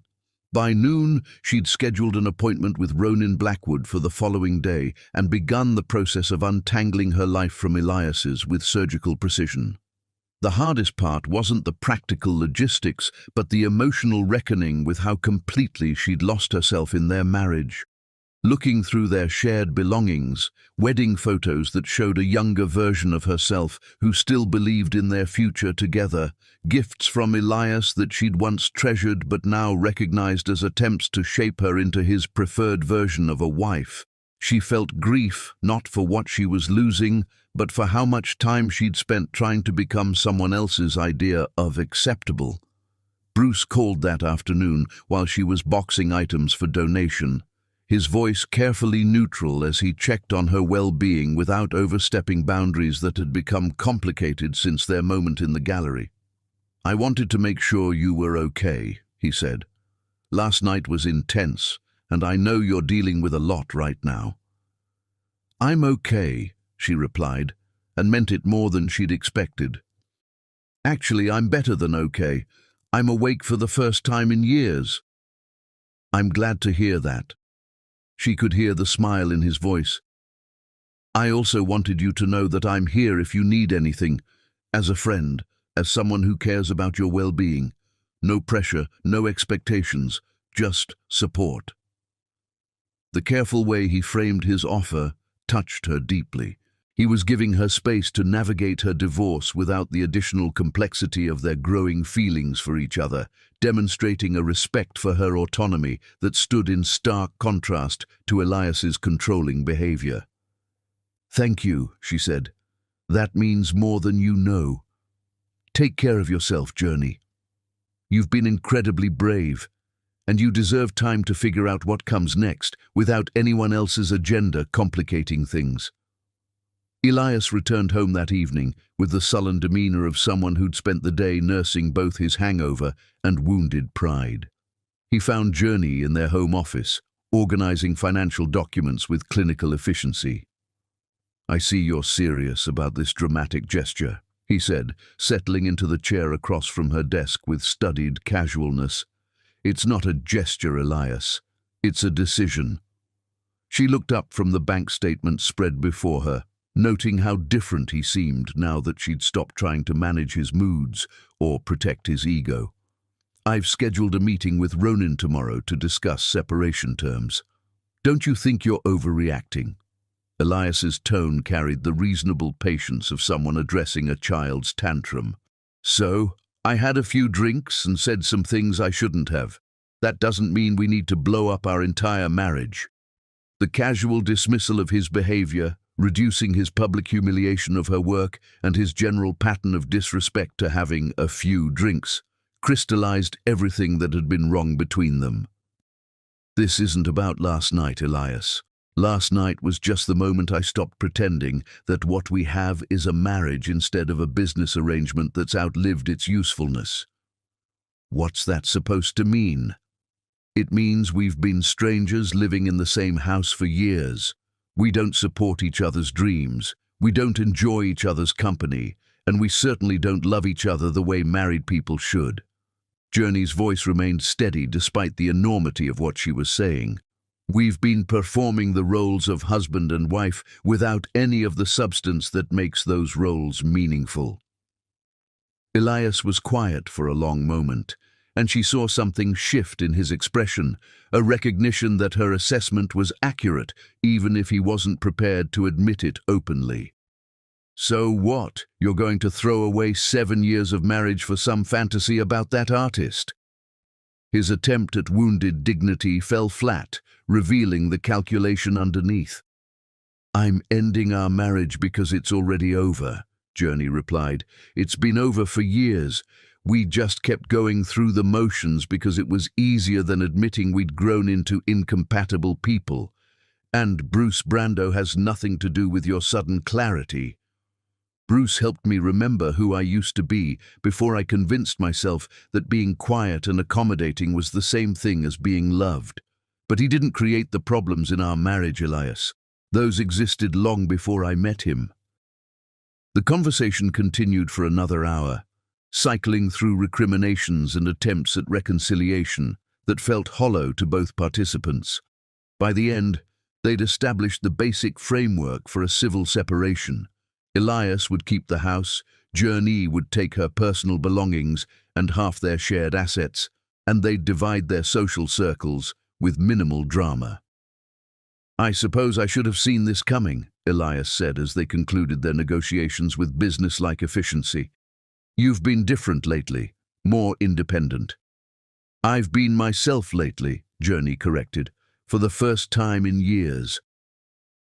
3 days later, she signed a lease on a small apartment in the Arts District, 15 minutes from both the community centre and Bruce's gallery. The space was a converted loft with exposed brick walls, tall windows, and enough room for her to create a home office where she could pursue the interior design practice she'd dreamed of starting for years. Moving day arrived with unseasonable warmth and bright sunshine that felt like benediction. Ailani and Aurora helped her transfer boxes from the house that had never felt like home to the apartment that immediately welcomed her presence. As they arranged furniture and unpacked belongings that looked completely different in their new context, Journey felt as if she were reclaiming pieces of herself that had been stored away for safekeeping. This feels like you, Aurora observed, standing in the living room that Journey had arranged around comfort and creativity rather than entertaining and status. Warm and authentic and completely your own. It does, Journey agreed, looking around at the space that reflected her actual preferences rather than compromises designed to please someone else. I'd forgotten what that felt like. That evening, after her helpers had departed and she found herself alone in her new home for the first time, Journey sat by the tall windows watching the sunset over the city skyline. She thought about the community center families who would continue receiving support because she'd found the courage to fight for something meaningful. She thought about Mama Rose, whose life's work would continue touching lives for generations to come. She thought about Bruce, whose respect for her autonomy had allowed her to make this transition without pressure or complications. Most of all, she thought about the woman she'd been before her marriage. Someone who believed in fighting for justice, who found joy in creative work, who expected to be valued for her mind and passions, rather than her willingness to accommodate others' preferences. That woman had been buried but not destroyed, and now she was emerging with the hard-won wisdom that came from surviving disappointment and choosing hope anyway. Her phone buzzed with a text from Bruce. "Thinking of you on your first night in your new place. I hope it feels like home." She smiled as she typed her response. "It feels like me. Thank you for helping me remember who that is." Outside her windows, the city sparkled with possibility, and for the first time in years, Journey felt capable of reaching for anything her heart desired. The courage to choose happiness, she realized, was not a single dramatic gesture, but a series of small decisions to honor her own worth. Tonight marked the beginning of a life built on authenticity rather than compromise, and the possibilities felt infinite. Chapter 7. Learning to breathe again. Freedom, Journey discovered, tasted like morning coffee brewed exactly to her preference in a kitchen where no one questioned her choices, and it sounded like quiet that invited contemplation rather than demanded performance. 2 months had passed since she moved into her loft apartment, and the rhythm of single life had become as natural as breathing. She woke each morning without the knot of anxiety that had characterized her marriage, without needing to gauge someone else's mood before determining her own emotional trajectory for the day. The simple pleasure of choosing her own schedule, decorating according to her personal taste, and pursuing interests without justification had created a sense of peace she hadn't realized was possible. Her interior design practice was flourishing beyond her most optimistic projections. Word had spread through the non-profit community about her work on the gallery exhibition, leading to contracts with 3 community organizations seeking to create more welcoming and functional spaces. She'd transformed a women's shelter's common area into a place of dignity and comfort, redesigned a food bank's distribution center to improve both efficiency and client experience, and was currently planning a complete renovation of the children's wing at Riverside Community Center. "You found your calling," Aurora observed one evening as they shared dinner in Journey's apartment, surrounded by fabric samples and architectural sketches spread across every available surface. "I haven't seen you this energized about work since college." "It doesn't feel like work," Journey replied, holding up 2 paint swatches in the lamplight to compare their subtle differences. "When you're designing spaces for people who genuinely need them, when every decision can impact someone's daily life in meaningful ways, it feels like purpose." The transformation extended beyond her professional life into every aspect of her existence. She'd rediscovered her love of weekend farmers markets, spending Saturday mornings selecting fresh produce and flowers without rushing home to accommodate someone else's plans. She'd reconnected with college friends who had gradually disappeared from her life during her marriage, rebuilding relationships that Elias had found tedious or threatening. Most significantly, she'd begun volunteering at the community center 3 afternoons a week, working directly with the children and seniors whose lives had been saved by their successful fundraising campaign. It was during these volunteer hours that she felt most connected to the person she'd been before marriage taught her to doubt her own instincts. Reading to elementary school children who hung on every word, helping teenagers with college applications, organizing activities for seniors who found community and purpose in the center's programs. These interactions reminded her that her natural inclination toward service and care could be channeled into meaningful action rather than self-diminishment. The community center also provided regular opportunities to see Bruce, though they both maintained careful boundaries around their interactions. He visited frequently to document the center's expanded programs for potential donors, and their professional collaboration continued to demonstrate the natural partnership that had made their fundraising exhibition so successful. But they avoided being alone together, communicating primarily through group settings where their obvious connection could be attributed to shared commitment rather than personal attraction. Despite these precautions, Journey was acutely aware of Bruce's presence whenever he appeared at the center. She noticed the way children gravitated toward him during his visits, how he remembered details about their lives and dreams from previous conversations. She observed his interactions with the elderly volunteers, the respectful attention he paid to their stories, and the genuine interest he showed in their perspectives. Most of all, she noticed how he looked at her when he thought she wasn't paying attention. Glances filled with warmth and longing that matched what she felt but couldn't act upon while her divorce proceedings remained pending.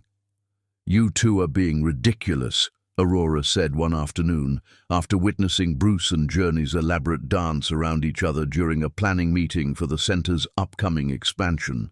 "The chemistry between you could power the entire building, but you're both so busy being respectful of each other's boundaries that you're missing the fact that you're both ready to move forward." "My divorce isn't final yet," Journey replied, though she knew Aurora was right about the mutual attraction that had only intensified during their months of careful friendship. "Your marriage ended the night of the fundraiser," Aurora countered. "Everything since then has been paperwork. At some point, you have to trust that it's okay to want something good for yourself. The conversation stayed with Journey throughout the following week, particularly during the long evenings when she worked on design projects in her apartment and found herself thinking about Bruce's hands as he sketched exhibition layouts, about the way his voice grew soft when he spoke about his childhood experiences in foster care, about the moment after their almost kiss when he'd promised to support her choices without pressure or expectations. The tension reached a breaking point on a Thursday evening when they found themselves working together after hours at the community center, organizing donated books for the newly expanded library. The building was quiet except for the soft jazz playing from Bruce's phone and the occasional sound of traffic from the street outside. They worked in comfortable synchronization, sorting volumes by age group and subject matter, while discussing plans for the upcoming literacy program launch. "I think the picture books should go on the lower shelves where the youngest children can reach them," Journey suggested, kneeling to arrange a collection of brightly illustrated stories that had been donated by a local bookstore. "Agreed," Bruce said, moving to help her organize the display. "And we should create a comfortable reading corner with cushions and soft lighting where parents can share books with their children." As they worked together to arrange the space, their conversation flowed naturally from practical logistics to broader questions about education, community building, and the role of storytelling in child development. Journey found herself remembering why she'd been drawn to Bruce initially, not just his physical appeal, though that remained powerful, but his intellectual curiosity and emotional intelligence, his ability to see connections between seemingly disparate ideas, and his commitment to translating those insights into meaningful action. "Hand me that poetry collection," she said, pointing to a volume of Maya Angelou's work that sat just beyond her reach on the table behind Bruce. Instead of simply passing her the book, Bruce opened it to a random page and began reading aloud in the warm, intimate tone she remembered from their early conversations at the cafe. "There is no greater agony than bearing an untold story inside you," he read, his voice carrying the weight of personal understanding that made the words resonate beyond their literary context. The passage hung in the air between them, charged with meaning that extended far beyond Maya Angelou's intended message. Journey looked up from her organizing to find Bruce watching her with an expression that made breathing suddenly difficult. "Bruce," she said softly, though she wasn't sure if she was asking him to continue or to stop. "I think about you every day," he said, setting the book aside and moving closer to where she knelt among the scattered volumes. "I think about what you said at the gallery that night, about wanting to matter, about wanting to feel alive instead of just existing. I think about how much I want to be the person who helps you feel that way." "You already do," she admitted, abandoning any pretense of professional distance. "You have since the first day we met. Being around you reminds me of who I used to be before I forgot that my dreams were worth pursuing." They moved toward each other simultaneously, drawn by the same force that had brought them together during the fundraising planning. But this time, instead of the desperate urgency that had characterized their first kiss, their coming together felt inevitable and right. Not a betrayal of existing commitments, but a recognition of something that had been building toward this moment for months. "Journey," Bruce said, his hands framing her face with the same gentle reverence she remembered from their previous encounter. "I love you. Not just the way you make me feel, but who you are, your passion for justice, your loyalty to your family, your courage in standing up for what matters. I love your laugh and your fierce intelligence and the way you see beauty in places other people overlook." The declaration was everything she'd dreamed of hearing and everything she'd been afraid to want. For months, she'd told herself that her feelings for Bruce were complicated by the timing, that she needed to establish her independence before considering a new relationship. But listening to his words, seeing the sincerity in his eyes, she realized that love didn't wait for perfect timing. It arrived when hearts were ready to recognize it. "I love you too," she said, the words emerging from some deep place of truth she'd protected during all the months of careful friendship. I love your kindness and your vision, and the way you make me feel capable of anything. I love how you see people, really see them, and how you use your privilege to lift others up instead of setting yourself apart.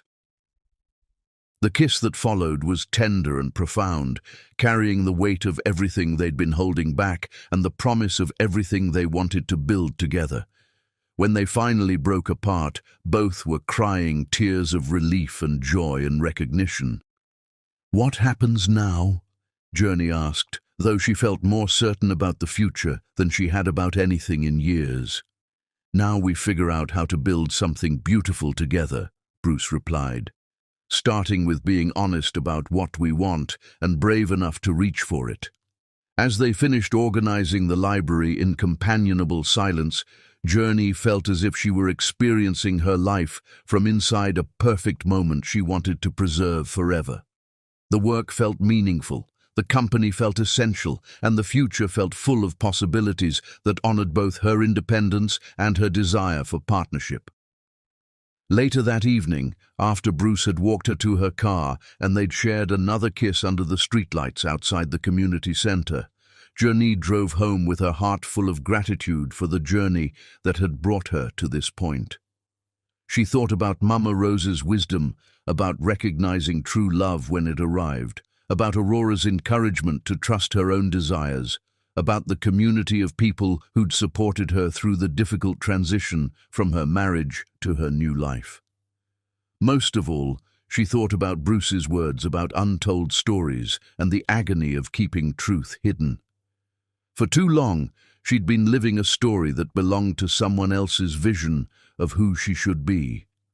Now, finally, she was ready to write her own chapters with someone who saw her clearly and loved her completely, not despite her strength and independence, but because of them.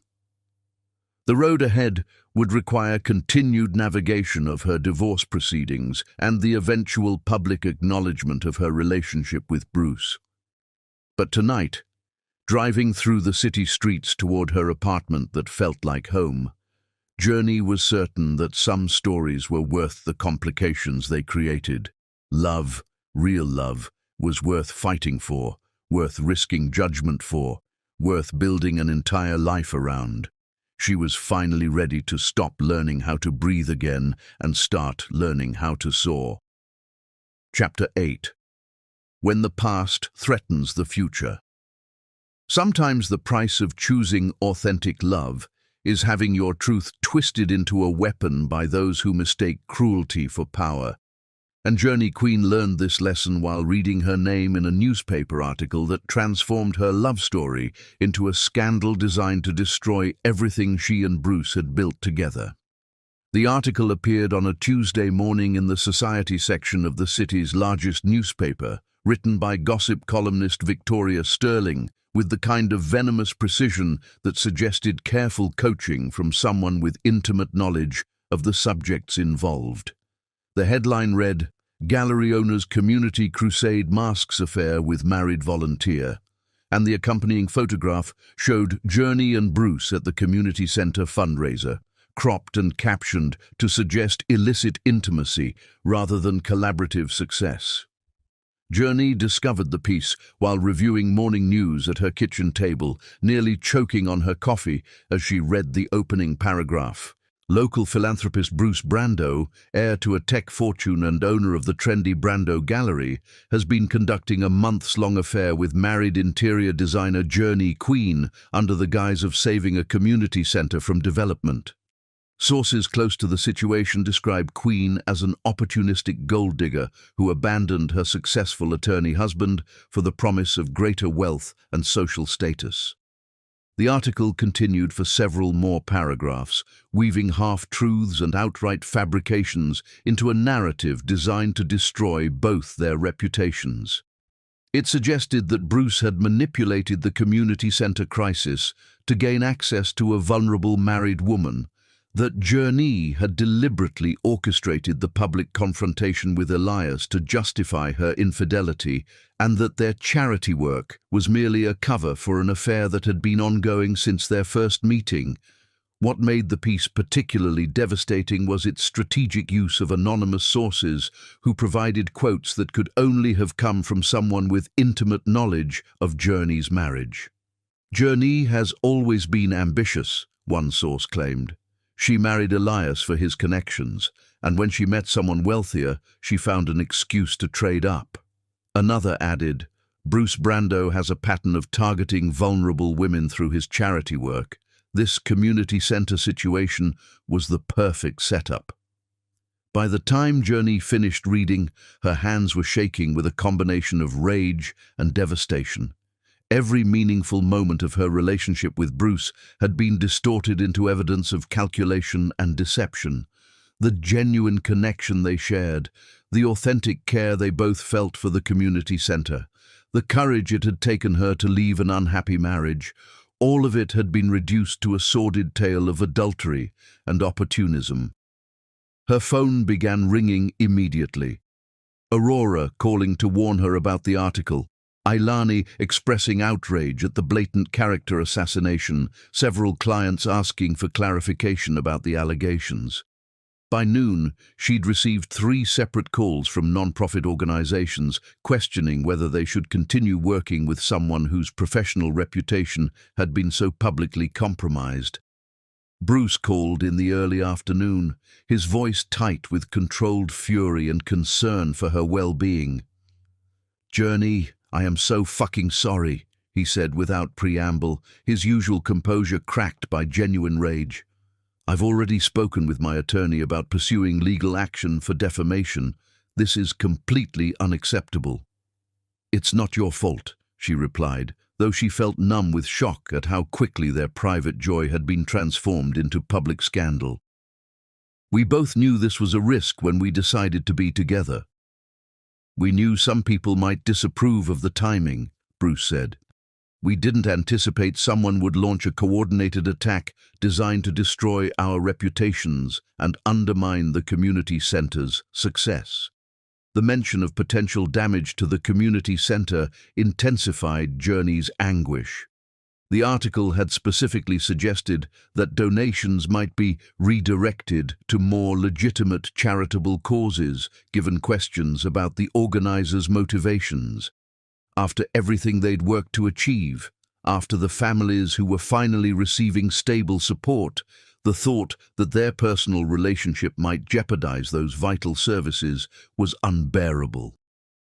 "Bruce," she said carefully, "maybe we should consider whether being together is worth the potential damage to everything else we care about." The silence that followed her suggestion stretched long enough that she wondered if the call had been disconnected. "Are you saying you want to end our relationship because someone wrote lies about us in a newspaper?" he asked finally, his voice carrying hurt and disbelief in equal measure. "I'm saying maybe we need to think about whether our happiness is worth the cost to other people who depend on us." "The people who depend on us," Bruce said with growing intensity, "are the families served by the community center and the donors who believe in our mission. Those relationships are built on demonstrated results, not gossip column speculation. If we let bullies and liars dictate our choices, we're abandoning everyone who trusted us to fight for what matters." Despite his logical arguments, Journey felt overwhelmed by the public nature of their situation and the vicious personal attacks that showed no sign of subsiding. By evening, the story had been picked up by 2 additional publications, each adding new anonymous sources and increasingly outrageous claims about both their motivations and their conduct. The real blow came when Maverick Sterling, Bruce's business partner and closest friend, requested an emergency meeting at the gallery to discuss the situation's impact on our business relationships. Journey arrived to find Maverick pacing the gallery's main floor with obvious agitation, while Bruce sat at his desk, looking more exhausted than she had ever seen him. 3 major donors called today to express concerns about continued association with the gallery, Maverick announced without preamble. The Morrison Foundation is reconsidering their commitment to next month's exhibition, and the Hartwell Trust wants to discuss a reputation management before finalizing their grant renewal. Journey felt sick to her stomach as she listened to the litany of professional consequences that her relationship with Bruce was creating for him. "I'm sorry," she said to Maverick. "I never intended for my personal situation to create problems for the gallery." "It's not your fault," Maverick replied, though his tone suggested otherwise. "But we need to consider whether continued public association between Bruce and you is sustainable given the current media attention." "What are you suggesting?" Bruce asked, his voice dangerously quiet. "I'm suggesting that maybe you two should maintain some distance until this blows over," Maverick said. "Let the divorce finalize, give the gossip columns time to move on to other targets, then reassess the situation when cooler heads can prevail." The suggestion hung in the air like a toxic cloud, poisoning the space where Journey and Bruce had shared so many meaningful moments. She could see the conflict in Bruce's expression, his love for her warring with his responsibility to the gallery, the artists they supported, and the causes they championed together.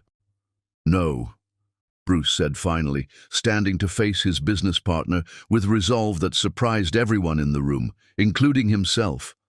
"I will not let fear and gossip dictate my choices about whom I love or how I live my life." "Bruce, be reasonable," Maverick pressed. "This scandal could destroy everything we've built here." "This scandal," Bruce replied with growing intensity, "is built on lies told by bitter people who can't stand to see others find happiness. If our donors and partners are so easily swayed by malicious gossip that they can't see the truth of our work and our character, then they were never true allies to begin with." Maverick stared at his partner in obvious disbelief. "You're willing to risk everything for a relationship that's been public for less than a week?" "I'm willing to risk everything for love," Bruce said, turning to look directly at Journey with an expression that made her heart skip. "Real love, authentic connection, the kind of partnership that makes both people stronger and more capable of meaningful work in the world. That's not something you compromise on or hide from because small-minded people choose to believe lies over truth." The conviction in his voice, the way he spoke about their relationship as something worth defending rather than something to be managed or minimized, moved Journey profoundly. She thought about all the times during her marriage when Elias had asked her to make herself smaller to accommodate his preferences. All the moments when she'd been told that her authentic self was too much, too difficult, too inconvenient for others to accept. "Bruce is right," she said, surprising both men with the strength in her voice. "We haven't done anything wrong. We fell in love while working together on something meaningful, and we've been honest about our feelings and our intentions. I won't apologize for choosing happiness over a marriage that was already dead, and I won't ask Bruce to hide our relationship because other people prefer lies to truth." Maverick looked between them with obvious frustration before shaking his head in defeat. "I hope you know what you're doing," he said to Bruce, "because if this goes badly, it won't just affect your personal lives. It could destroy everything we've worked to build here." After Maverick left, Bruce and Journey stood together in the gallery's main space, surrounded by artwork that celebrated resilience and transformation, and Journey felt something shift fundamentally in her understanding of what it meant to fight for love. "Are you sure about this?" she asked Bruce. "Maverick isn't wrong about the potential consequences." "I've never been more sure of anything in my life," Bruce replied, taking her hands in his with gentle firmness. "I've spent years using my resources and platform to support people who need advocates and allies. How can I do that work authentically if I'm not willing to defend what matters most in my own life?" "What if we lose everything?" she asked, voicing the fear that had been building since she first read the morning's article. "Then we'll build something new together," Bruce said with the kind of certainty that comes from finally understanding what truly matters. "But we won't lose each other, and we won't lose our integrity, and we won't teach the world that love can be destroyed by people who choose cruelty over compassion."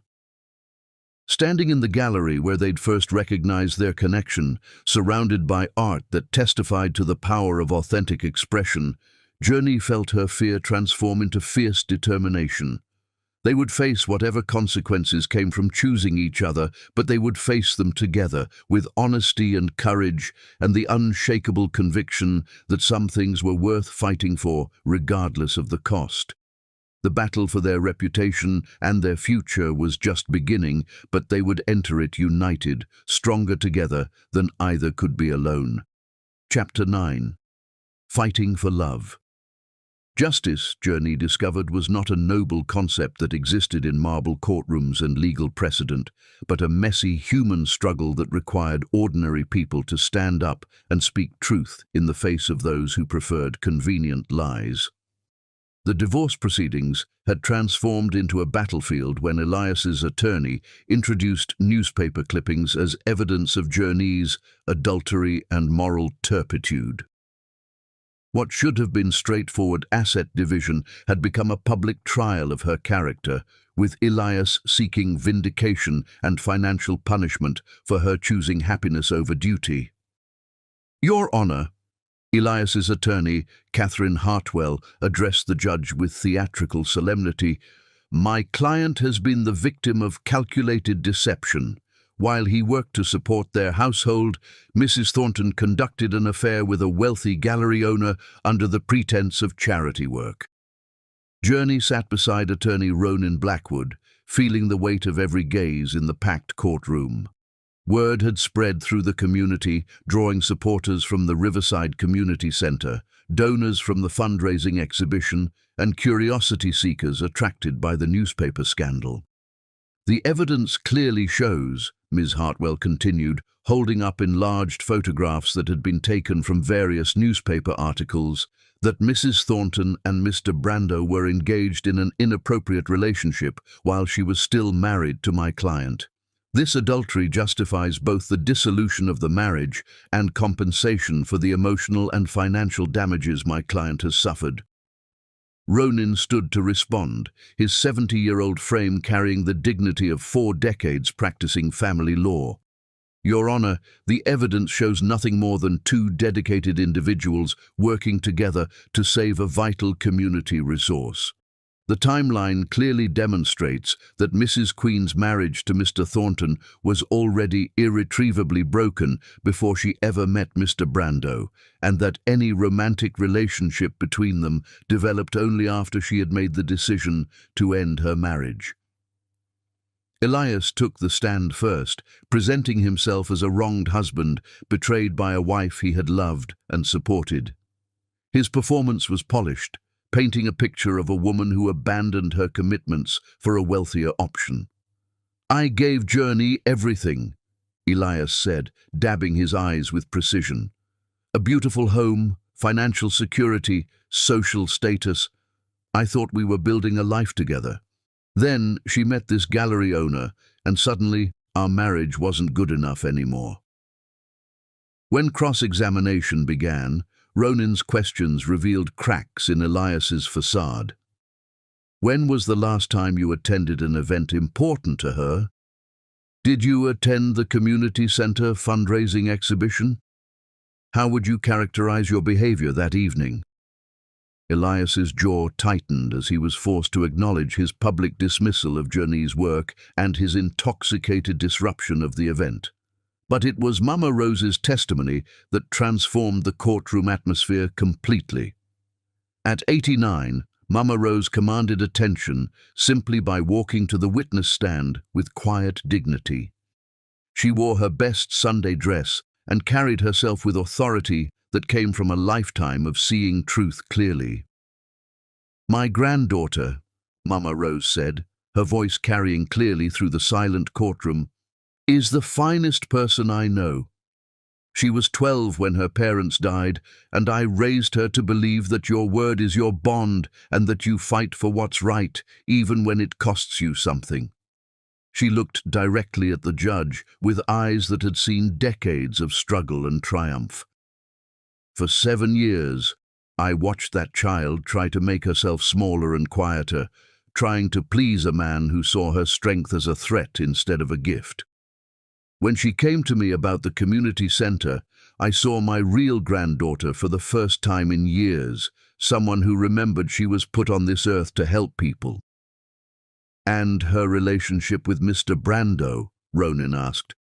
That young man loves my granddaughter the way she deserves to be loved, Mama Rose said without hesitation. He sees her heart and her mind and her soul, and he wants to help her be more of who she is, not less. That's what real love looks like. The surprise of the day came when Bruce asked to testify voluntarily on Journey's behalf. Neither attorney had called him as a witness, but he requested permission to address the court about his relationship with Journey and his observations of her character. Mr. Brando, the judge said, you understand that anything you say here today can be used against you in other proceedings. I understand, Your Honor. But there are things that need to be said, and I'm the only person who can say them. Bruce took the stand with the same quiet confidence he brought to everything meaningful in his life. He looked directly at the judge as he spoke, his voice clear and unwavering. Your Honor, I want to address the allegations that have been made about my relationship with Journey Queen. I met her when she was seeking help to save her grandmother's community center from demolition. Over the weeks that followed, I witnessed someone with extraordinary compassion, intelligence, and integrity working tirelessly to preserve something vital for vulnerable families. He paused, his gaze moving briefly to where Journey sat, before returning to the judge. I did fall in love with her during that time, but not because I was pursuing a married woman or because she was seeking financial advancement. I fell in love because I met someone who shared my values, who made me a better person, and who demonstrated every day that she cared more about serving others than serving herself. Bruce's voice grew stronger as he continued. The Journey Queen I know would never have left her marriage for money or status. She left because she finally remembered that she deserved to be with someone who saw her worth and supported her dreams. If loving someone that remarkable makes me guilty of something, then I accept that guilt gladly. The courtroom was completely silent as Bruce concluded his testimony, and Journey felt her heart breaking and mending simultaneously. No one had ever defended her with such eloquence and conviction, had ever spoken about her with such obvious pride and admiration. When the judge retired to consider her decision, the courtroom erupted in quiet conversations. Community center families who had attended to support Journey surrounded her with words of encouragement and gratitude. Several donors from the fundraising exhibition approached to express their continued support for both her work and her relationship with Bruce. Whatever happens, Aurora whispered to her friend, you've already won the only thing that matters. You've got people who see your truth and choose to stand with you. 2 hours later, Judge Patricia Morningstar returned with her decision. After reviewing all testimony and evidence presented, she announced, this court finds no credible evidence of adultery or misconduct on the part of Mrs. Thornton. The dissolution of this marriage appears to result from fundamental incompatibility rather than moral failing on either party's part. The divorce is granted, with assets to be divided equally as originally proposed. The relief that flooded through Journey was so intense, she felt momentarily dizzy. Around her, supporters erupted in quiet celebration while Elias's face darkened with obvious disappointment that his public humiliation campaign had failed to achieve its intended result. Outside the courthouse, as friends and supporters gradually dispersed, Journey found herself standing with Bruce in the late afternoon sunshine, both overwhelmed by the emotional intensity of the day. It's over, she said, hardly believing the words as she spoke them. The divorce is over, Bruce corrected gently. Everything else is just beginning. They moved toward each other, ready to finally acknowledge their love without legal complications or social constraints, but were immediately surrounded by reporters who had been waiting for this moment. Camera flashes and shouted questions about their relationship plans made private conversation impossible. "We should go," Bruce said, taking her hand publicly for the first time as they navigated through the media crowd toward his car. As they drove away from the courthouse together, Journey felt as if she were crossing a threshold into a completely new life. The legal battle was finished. Her marriage was officially ended, and the man she loved had just demonstrated his commitment to their relationship in the most public way possible. "Bruce," she began, ready to finally say everything she had been holding back. "I know," he said, squeezing her hand as they stopped at a red light. "I feel it too. But let's wait until we can be somewhere private, somewhere that belongs just to us. After everything we've been through to get here, our love deserves better than a conversation interrupted by reporters and cameras." She nodded, understanding that some moments were too important to rush or share with the world. Tomorrow would bring new challenges as they navigated their relationship as free people. But tonight, she was content to sit beside the man who had fought for her in court and in life, driving toward a future that finally belonged entirely to them. Chapter 10. Coming Home to Love. Love, Journey realized as she stood before the mirror in her apartment 1 year later, was not the destination she had always imagined, but rather the beginning of every journey worth taking. The anniversary celebration of saving the Riverside Community Center was scheduled to begin in 2 hours, and she found herself taking extra care with her appearance, not from vanity, but from profound joy in preparing for an evening that would honor everything she and Bruce had built together. The past 12 months had transformed not only their relationship, but their entire lives, weaving their individual dreams into a shared vision that exceeded anything either had imagined possible. The community center had flourished beyond their most optimistic projections.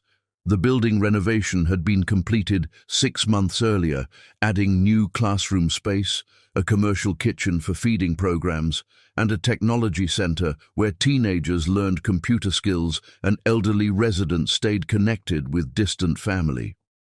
The reading corner Bruce had envisioned had become the heart of the children's program, where volunteer readers gathered every afternoon. Journey's interior design practice had evolved into a consulting firm specializing in creating dignified, functional spaces for non-profit organizations throughout the region. Her work had expanded to include homeless shelters, food banks, domestic violence centers, and community health clinics, each project deepening her understanding of how physical environments could support human dignity and hope.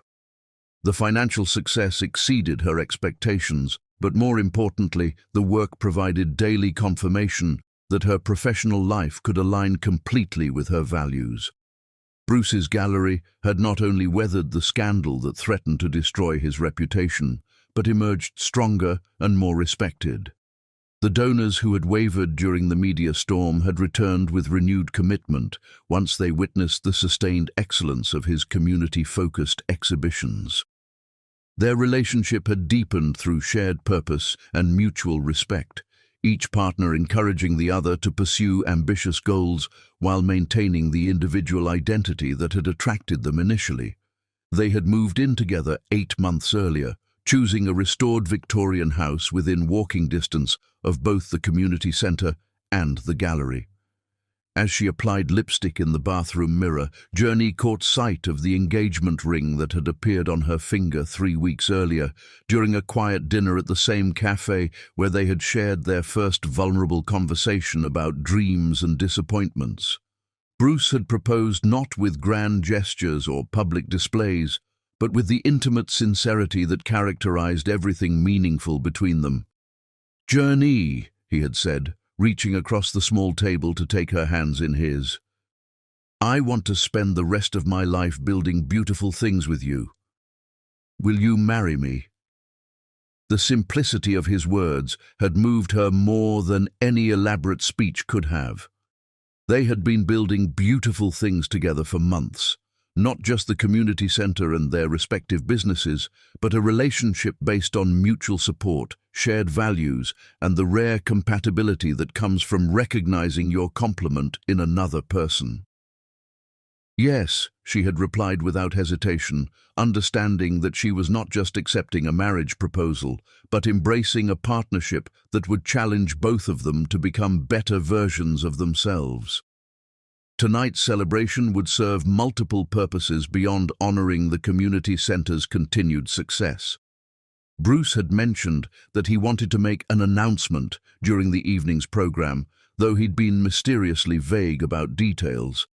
Journey suspected he intended to publicly acknowledge their engagement, sharing their happiness with the community that had supported them through difficult months. She arrived at the community center 30 minutes before the official start time, wanting to help with final preparations.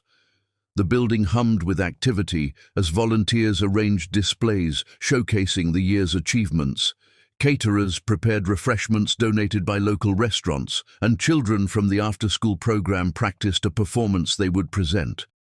Mama Rose, now 90, sat in the main gathering area, directing set-up activities with gentle authority. She wore a new dress in royal blue that Journey and Ailani had selected together, and her eyes sparkled with pride as she surveyed the bustling preparations. "Look what your love built, baby girl," she said when Journey approached for their customary greeting hug. "This place is alive in ways I never dared dream possible." "This is what your love built, Grandmama," Journey corrected. "Bruce and I just helped other people see what you'd been creating for 30 years. That young man of yours has something special planned for tonight," Mama Rose observed with a knowing smile. "I hope you're ready for it." Before Journey could ask for clarification, Bruce appeared beside them carrying a box of programs. He wore a dark suit that emphasized his tall frame and a tie she'd selected because its deep green brought out the flecks of gold in his blue eyes. The sight of him still made her heart skip in the way that had characterized their attraction from their very first meeting. "You look beautiful," he said, kissing her cheek with easy affection. "Ready for tonight?" "Ready for what exactly?" she asked, noting the anticipation in his expression. "You've been mysteriously excited about this for weeks." "You'll see," Bruce replied, his smile carrying secrets that made her simultaneously curious and slightly nervous. "Just trust me." As the formal program neared its conclusion, Bruce stepped to the podium with an expression that combined nervous excitement with profound happiness. "Ladies and gentlemen," he began, his voice carrying clearly through the crowded room, "tonight we celebrate 1 year of extraordinary growth and community impact. But I want to talk for a moment about what made this success possible." He paused, his gaze finding Journey in the crowd before continuing. 18 months ago, I met a remarkable woman who was fighting to save her grandmother's life work. I thought I was offering professional assistance for a worthy cause. What I discovered was a partner who challenged me to think bigger, dream broader, and commit more deeply to the work that gives life meaning. Journey felt her cheeks warming as she realized the direction his speech was taking, particularly when she noticed Ailani and Aurora moving strategically to positions where they could capture whatever was about to happen. "Journey Queen taught me that love is not something you fall into accidentally, but something you choose deliberately and defend courageously. She showed me that real partnership means supporting each other's growth rather than demanding conformity." Bruce stepped away from the podium, moving toward where Journey stood near the front of the gathered crowd. The room grew completely silent as people recognized they were witnessing something significant. 3 weeks ago, I asked Journey to marry me, and she said yes," Bruce announced, taking her hands as the crowd erupted in enthusiastic applause and cheers. "But tonight I want to ask her something else in front of all the people who have supported our love and our work." To Journey's complete surprise, Bruce knelt on one knee, pulling a second ring from his jacket pocket. Not an engagement ring, but a wedding band that matched the engagement ring she already wore. "Journey Queen," he said, his voice strong despite the emotion evident in his expression. Will you marry me tonight, here in the place where we found each other, surrounded by the community we love and the family we've chosen? The question took her breath away completely. Around them, she was dimly aware of excited murmurs and someone, probably Ailani, crying happy tears, but her attention focused entirely on Bruce's face and the magnitude of what he was proposing. "Tonight?" she managed to ask, though her heart was already providing the answer her mind was still processing. "I arranged for a minister to be here, and I have a license," Bruce explained, his confidence growing as he saw her expression shift from surprise to joy. "If you're ready, if this feels right, we can start our marriage in the same place where we started our love." Looking around the community center, at Mama Rose beaming with pride, at the children and families whose lives had been transformed by their collaborative efforts, at the friends and supporters who had stood by them through scandal and triumph, Journey understood that Bruce had chosen the perfect setting for their beginning as husband and wife. "Yes," she said, laughing through tears of pure happiness. "Yes, I want to marry you here, tonight, surrounded by everyone who matters to us." The wedding ceremony that followed was intimate and profound, officiated by Reverend Marcus Washington from the neighborhood church where Mama Rose had worshipped for 40 years. They exchanged vows they had written themselves, promising to support each other's dreams, to build something beautiful together, and to use their love as a force for positive change in the world. When Reverend Washington pronounced them husband and wife, the community center erupted in celebration that continued well past the planned conclusion of the evening. Children threw flower petals saved from the center's garden. Elderly volunteers shared stories of other couples they had watched find love, and donors who had initially questioned their relationship now offered toasts to the partnership they recognized as genuine and inspiring. As the evening wound down and guests gradually departed, Bruce and Journey found themselves alone in the reading corner, where children gathered every afternoon to hear stories about possibility and hope. Surrounded by books and comfortable cushions, holding each other in the soft light that filtered through windows facing the city beyond, they reflected on the journey that had brought them to this moment. "Mrs. Brando?" Bruce said, testing out her new name with obvious pleasure. "I like the sound of that," Journey replied, settling more comfortably against his shoulder. "Though I think I'll keep Queen professionally. Journey Queen Brando has a nice ring to it." "Whatever makes you happy," Bruce said, kissing the top of her head. "I just want to wake up every morning knowing I get to build a life with you." Outside their windows, the city sparkled with lights from windows where other families were ending their days, where other love stories were beginning or deepening or finding their way through challenges toward joy. Inside the community center that had brought them together, surrounded by evidence of what became possible when people chose to fight for what mattered, Journey and Bruce began their marriage with the quiet confidence that comes from knowing you have found your home in another person. The text message that had started everything, Ailani's urgent call for help at Mama Rose's house, had led not just to saving a community center, but to discovering that sometimes the best love stories begin with two people choosing to serve something larger than themselves and finding each other in the process. As they locked up the building and walked hand in hand toward their car, Journey carried with her the profound gratitude of someone who had learned that authentic love was worth every risk, every struggle, every moment of uncertainty that led to this perfect beginning.